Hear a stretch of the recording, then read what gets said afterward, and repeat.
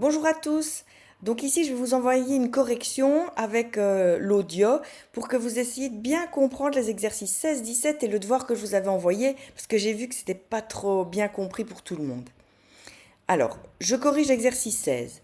Donc, c'est l'histoire d'un ressort qui vibre et on vous demande pour quelle valeur du temps l'énergie cinétique et l'énergie potentielle ont la même valeur. Alors, nous, ce qu'on sait, c'est que si l'énergie potentielle est égale à l'énergie cinétique, ça veut dire que l'énergie cinétique est égale à la moitié de l'énergie mécanique. Alors comment on sait ça? On sait EM égale EP plus EC.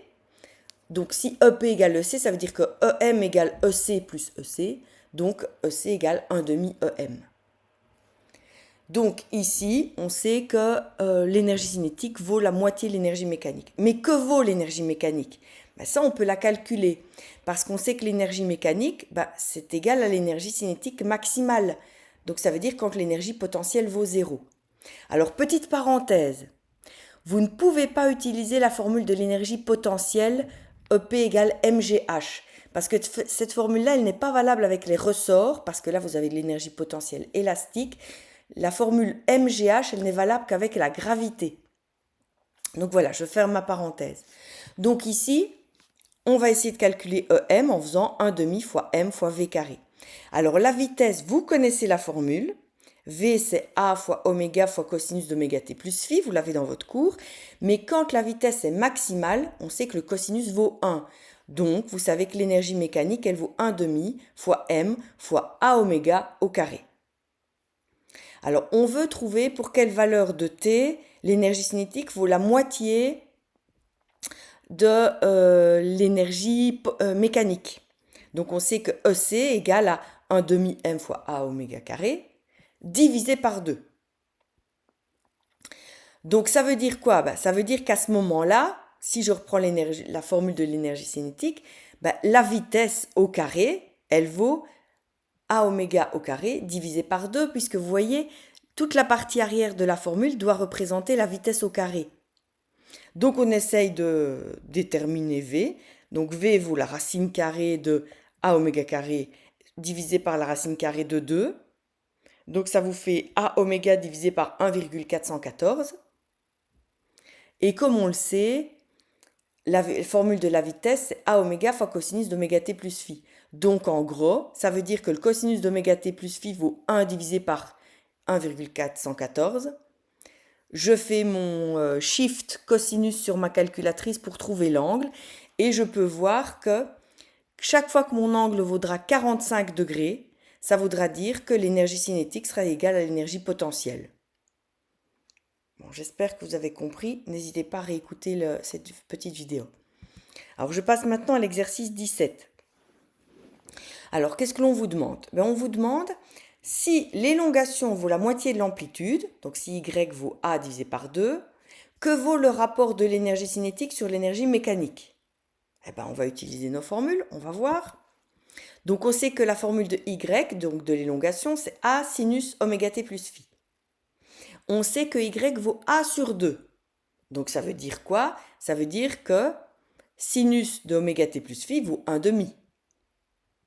Alors maintenant, on va essayer de regarder pour quel angle le sinus vaut 1 demi. Pour ça, vous utilisez votre calculatrice. Vous faites Shift sinus 1 demi sur votre calculatrice. Et si elle est en degrés, vous verrez que vous avez un angle de 30 degrés. Ou si c'est en radians, vous verrez que vous aurez un angle de pi sur 6 radians.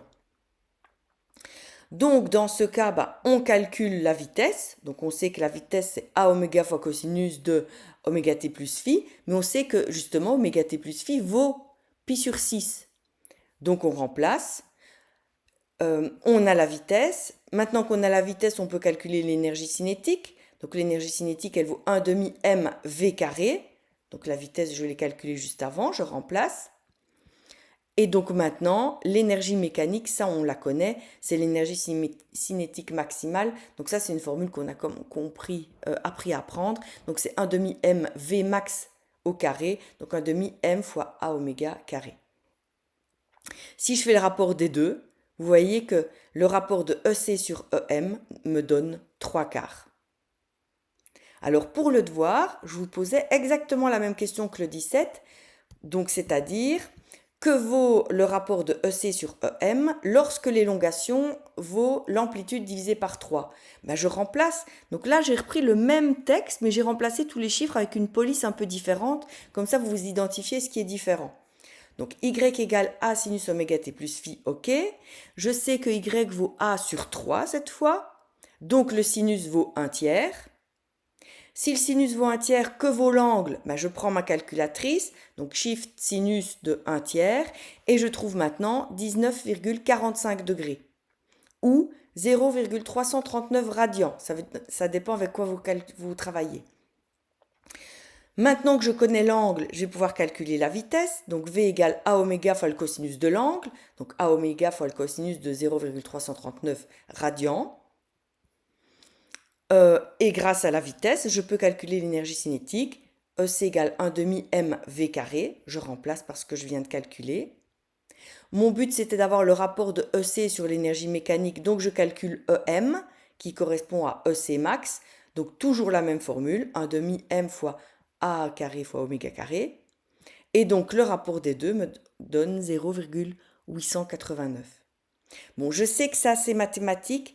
Le but, c'est d'avoir la logique de ce type de raisonnement. J'espère que ça va aller. Allez, bonne journée à tous.